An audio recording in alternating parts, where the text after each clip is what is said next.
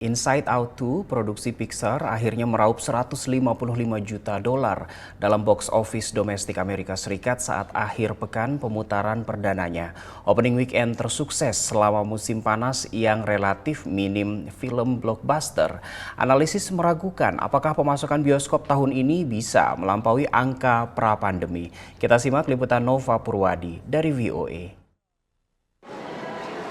Musim panas di Amerika Serikat akhir Mei hingga Agustus biasanya menjadi puncak pemasukan box office, memanfaatkan libur sekolah dan keinginan mencari hiburan di luar rumah.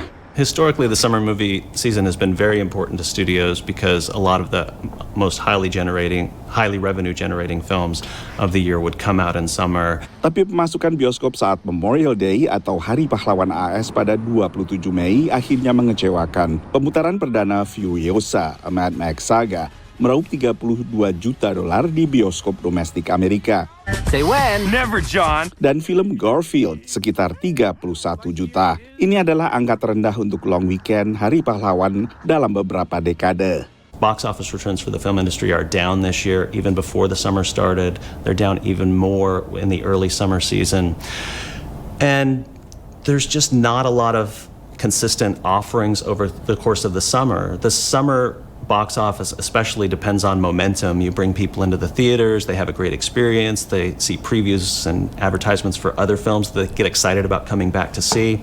And we don't have that same sort of rhythm this summer. Bagi sebagian pelaku industri film, relatif lesunya industri saat ini tak lepas dari terhentinya produksi selama mogok massal berbulan-bulan pada 2023. Some days it's hard to not feel bleak. You're absolutely right. There are a lot of people who are still unemployed in this town. We have not completely recovered. Bad Boys Ride or Die akhirnya menjadi film sukses pertama kali ini. Selama opening weekend, film ini meraup lebih dari $56 juta di box office domestik menurut pantauan Comscore. Sejak berakhirnya darurat pandemi, banyak produsen film ingin agar pemasukan box office secara domestik bisa kembali ke angka seperti sebelum pandemi yang beberapa kali sempat menembus $11 miliar.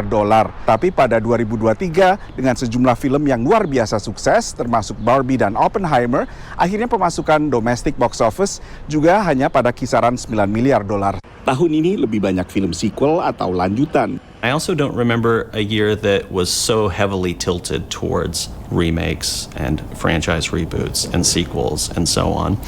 Not only that, but the sequels this year seem to really be digging deep into the catalog. I don't know that there was a lot of enthusiasm for a Twister remake. You also have Beverly Hills Cop, the first installment of that in 30 years. The third installment of Beverly Hills Cop was not critically or commercially successful. So these are sort of unusual offerings.